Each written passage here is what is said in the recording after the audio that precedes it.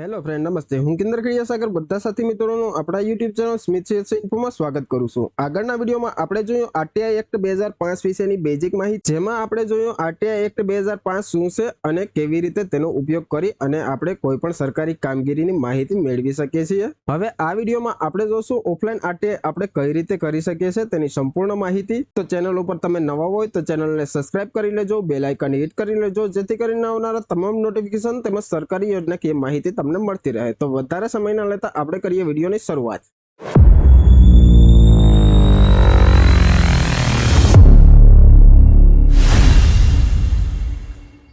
કોઈ પણ સરકારી કામગીરીની તમારે માહિતી જોતી હોય તો તમે આરટીઆઈ કરી શકો છો. આરટીઆઈ કરવા માટે સૌપ્રથમ તો એક નોર્મલ અરજી તૈયાર કરવાની રહે છે, જે તમે તમારા મોબાઈલ ફોનથી પણ કરી શકો છો. તેના માટે તમારે પ્લે સ્ટોરમાંથી વર્ડ નામનું એપ્લિકેશન ડાઉનલોડ કરી લેવાનું રહેશે. વર્ડ ડાઉનલોડ થઈ ગયા બાદ આપણે તેને ઓપન કરી લેવાનું રહેશે. વર્ડ આપણે ઓપન કરી લીધું છે અને આરટીઆઈ ની માહિતી મેળવવા માટે આપણે નમૂના નંબર ક મુજબની જે અરજી છે તે લખવાની રહેશે. તો ડેમો તરીકે મેં પહેલેથી અરજી તમારા માટે લખી અને તૈયાર કરી રાખેલી છે. તો આપણે અહીંયા પર જોઈ લઈએ. સૌપ્રથમ તો આપણે સિમ્પલ લખી લેવાનું રહેશે માહિતી મેળવવા માટેની અરજી. ત્યારબાદ જે તારીખે આપણે અરજી કરવાની હોય તે તારીખ અહીંયા પર ટાઈપ કરી લેવાની રહેશે. તારીખ ટાઈપ થઈ ગયા બાદ નીચે આપણે ટાઈપ કરી લેશું આઈડી ક્રમાંક નંબર. જે આઈડી ક્રમાંક નંબર છે તે ઓફિસ વર્ક માટે છે, એટલે તેમાં કાંઈ પણ આપણે લખવાનું રહેશે નહીં. ત્યારબાદ આપણે પેજને સ્ક્રોલ અપ કરી લેશું. પેજને આપણે સ્ક્રોલ અપ કરી લીધું છે અને અહીંયા પર જોઈ શકીએ છીએ કોઈ પણ આરટીઆઈ ની અરજી કરતી વખતે અહીંયા પર આપણે ટાઈપ કરી લેવાનું રહેશે પ્રતિ જાહેર માહિતી અધિકારી શ્રી.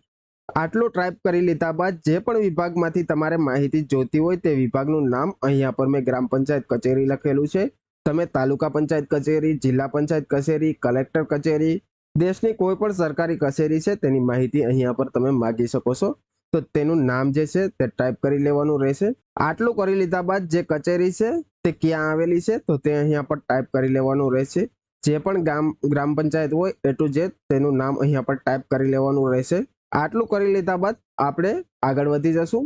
ત્યારબાદ અહીંયા પર આપણે મુદ્દા નંબર 1 માં જોઈ શકીએ છીએ અરજદારનું પૂરું નામ. તો અહીંયા પર આપણું પૂરું નામ આપણે ટાઈપ કરી લેવાનું રહેશે. ત્યારબાદ બીજા નંબરનો પોઈન્ટ જોઈ લઈએ, પૂરું સરનામું. તો આપણું જે પણ પૂરું સરનામું હોય તે અહીંયા પર ટાઈપ કરી લેવાનું રહેશે. આટલી વિગતો ફિલઅપ કરી લીધા બાદ પોઈન્ટ નંબર 3 ઉપર આપણે આવી જશું. અહીંયા પર આપણે ટાઈપ કરી લેવાનું રહેશે જરૂરી માહિતીની વિગતો. તો જે પણ આપણે માહિતીની વિગત જોતી હોય એનું અહીંયા પર ટૂંકમાં વર્ણન કરવાનું રહેશે.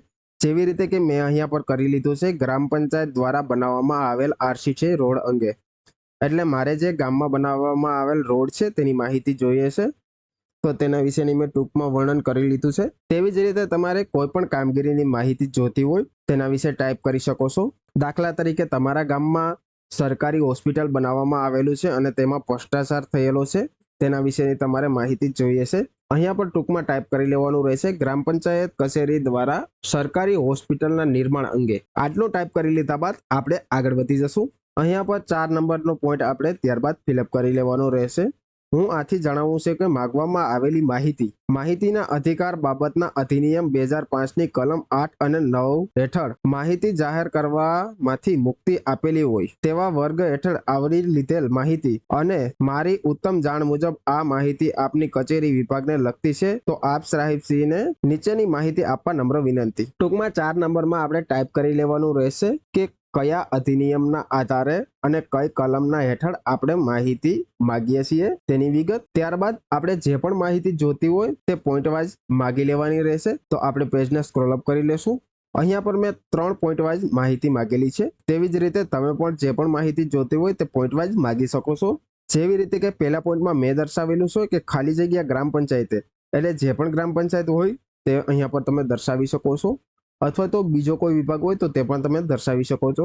તો ખાલી જગ્યા ગ્રામ પંચાયત ખાતે વર્ષ 2001માં થયેલ ગ્રામ પંચાયત કચેરીથી પ્રાથમિક શાળા સુધીના આરસીસી રોડ નિર્માણમાં થયેલ ખર્ચ તેમજ કામની માહિતી આપવામાં આવે. તો અહીંયા પર મેં સરળ ભાષામાં ટાઈપ કરી દીધું છે કે આ નહીં ને આ કામગીરી છે અને તેમાં કેટલો ખર્ચ થયો છે અને જે કામગીરી કરવામાં આવેલી છે તેની માહિતી મને આપવામાં આવે. ત્યારબાદ બીજા નંબરના પોઈન્ટમાં મેં ટાઈપ કરી લીધું છે કે જે રોડ બનાવેલો છે તેની લંબાઈ અને પહોળાઈનું ચોક્કસ અંતર પણ મને તેની સાથે લખીને આપવું. ત્યારબાદ ત્રીજા નંબરનો પોઈન્ટ મેં ટાઈપ કરી લીધો છે કે રોડમાં વાપરવામાં આવેલ મટીરિયલ એટલે કે જે પણ કાચો માલ છે રોડમાં વાપરવામાં આવેલો છે તેની મને વિસ્તૃત માહિતી આપવામાં આવે. તો આટલી માહિતી મને આપી તે મેં ટાઈપ કરી લીધું છે. ત્યારબાદ આપણે પેજને સ્ક્રોલ અપ કરી અને આગળ વધી જશું.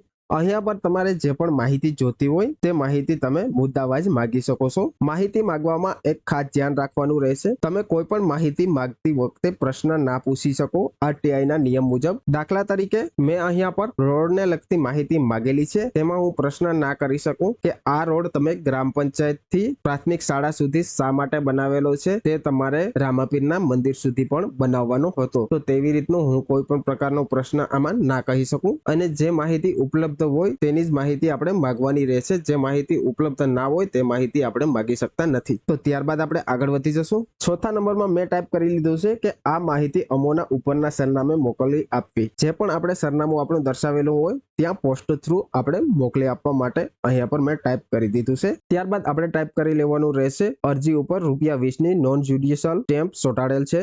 આ એક ₹20ની ટિકિટ આવશે જેને આપણે સરકારી સ્ટેમ્પ ડ્યુટી પણ કહીએ છીએ. એ ટિકિટ આપણે કોઈ પણ પોસ્ટ ઓફિસેથી મળી જશે. તે આ અરજી સાથે આપણે ઉપર ચોંટાડી લેવાની રહેશે. ત્યારબાદ આપણું જે સ્થળ હોય તે અહીંયા પર ટાઈપ કરી લેવાનું રહેશે. સ્થળ ટાઈપ થઈ ગયા બાદ જે તારીખ છે તે પણ ટાઈપ કરી લેવાની રહેશે. અહીંયા પર આપણી સાઇન આવી જશે અને નીચે મોબાઈલ નંબર ટાઈપ કરી લેવાનો રહેશે. આટલી ડિટેલ ટાઈપ થઈ ગયા બાદ આપણે અરજીને જે તે કચેરીમાં પોસ્ટ થ્રુ મોકલી આપવાની રહેશે. તમે પોસ્ટ થ્રુ પણ મોકલી શકો છો અને રૂબરૂ પણ આપી શકો છો.